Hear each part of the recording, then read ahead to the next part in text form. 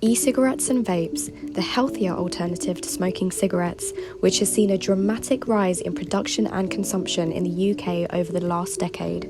The devices work by heating a liquid containing nicotine, propylene glycol, and/or vegetable glycerin and natural flavourings. Where they do not burn tobacco, tar and carbon monoxide, two of the most dangerous elements found in cigarettes, are not produced. The research and debate surrounding e-cigarettes has expanded significantly relative to its increasing popularity, and with a quick Google search you can expect to find an endless stream of articles and studies on the matter. But we wanted to delve a little deeper, so we reached out to Laura Belcher, store manager of the popular e-cig wizard vape shop in Grays, to gain some expert insight. I'm Laura, I'm the manager of the vape shop outlet in Grays. Just do sales, technically. The demand in disposables has just rocketed, probably since TikTok, where obviously they were showing how great it was to be smoking disposables, no matter what age you were. You do have to be 18, but 14, 15-year-olds coming in asking. We have to do age checks, ID checks all the time. But the rise in disposables is where the money obviously is at the moment. So obviously you said you need to check ID, they have to be 18 or over.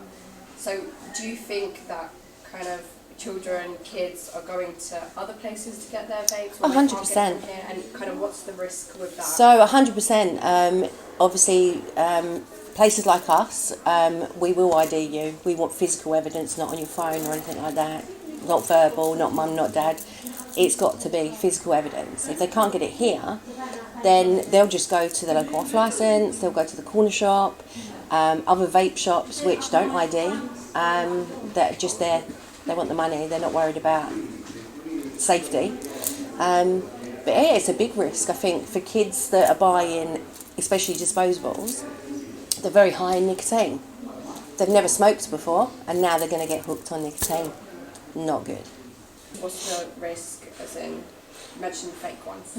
Yeah, so with kids, because it's so social, they've got to have them. So if they can't buy them here, they'll buy them in places that are not selling the real ones. So all of the bars now have, especially the Elf bar, have got this one, and on the side there's a barcode which you scan, and it will tell you whether it is authentic. Without these, then obviously we know that they're not. But a lot of boot fairs, markets, even some corner shops are selling these, and then we don't know what's in them. So it's not governed by the law. So yeah, got to watch out the barcode. So I just wanted to ask again what we were speaking about yesterday about most people who are coming into your shop. I think in the past, more of them were people who were already smoking, and now, this bringing in a lot of new smokers, just kind of... Yeah, so, vaping is intended to help people stop smoking, and it's a good way to stop smoking if done correctly. So, we sell, the mods or the kits to start them on that journey. It's really good for people with COPD that have got they're smoking, they can't give up. They go on to this and it helps. And that's supposed to be the journey, is let's stop smoking and start vaping, because it's much better for you. Yeah, as I say, that it is, you start weaning them off, and then, over time, then they get bored with the vaping, put it away, and they're done. I actually read online that they're trying to start prescribing vapes on the NHS for people trying to quit smoking. What do you think about that? Why not? If it helps, then why not? Yes, okay, it might affect us, but why not? If it's something that is going to help health-wise, especially, like I said before, to those that are ill, that have to stop smoking, the doctor said no, then why not? No. Absolutely not, no. They're all the same. It depends, again, it's the same with Elf bars, it's the same. So, it depends what juice you've got. We make our own. So, e-cig Wizard, which is this company, they actually make their own juice. So, we know exactly what's going in there, the 50-50, we know. there are places out there, again, where the juice is not maybe quite right, but you go to a reputable vape shop and it wouldn't be harmful whether you had banana shake or whether you had tobacco. It's, you know, the nicotine levels, again, it only goes up to sort of 18, 20, and you wean yourself down. So it's usually, you get like a throat feel, but there's more to the nicotine than the flavour. So the higher the nicotine, the more kind of throaty it is. So yeah. So it doesn't matter whether you're mint, tobacco, whatever. That's irrelevant. It's your tobacco content, like your nicotine content. Okay. So I know it's the nicotine that gives you that feeling of like smoking. So how the 0, 1 kind of works, who kind of buys them? So it's not necessarily, as you said, the nicotine that the people want. So smokers, there's different kinds of reasons people smoke.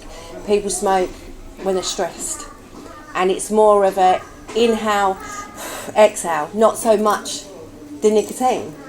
So if, you know, they don't particularly need the nicotine, they're not sort of shaking and going mad, then a 0 bar, or we do liquid in a 0, that just gives them that inhale, exhale to relieve that stress. And it's more of kind of a breathing exercise if you look at it that way. So it's kind of like a shisha pen. But more, yeah, it definitely. People do shisha for fun. Some people do it just to get that feeling. So the 0, those that are doing 20 milligrams and they've had enough, it's sort of, let's get you on 0 because it's probably just the inhale, exhale that you need.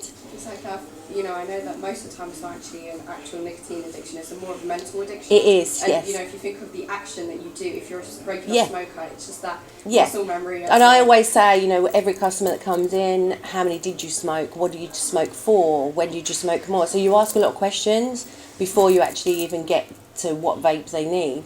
And it really is about, I would say 75% is more of that's what's calming them. So they can have a 0, it's just that feeling. So do away with the cigarette and just have that feeling.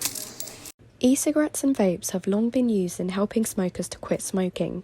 Growing evidence has proved that they can be effective by easing and regulating nicotine cravings. However, the NHS does recommend that this process is assisted by expert support and a proper evaluation of the correct dosages and devices for each individual. We spoke to Ellie, saleswoman and e-cig expert at the F&S vape shop in Holborn, who told us about her own experience with vaping.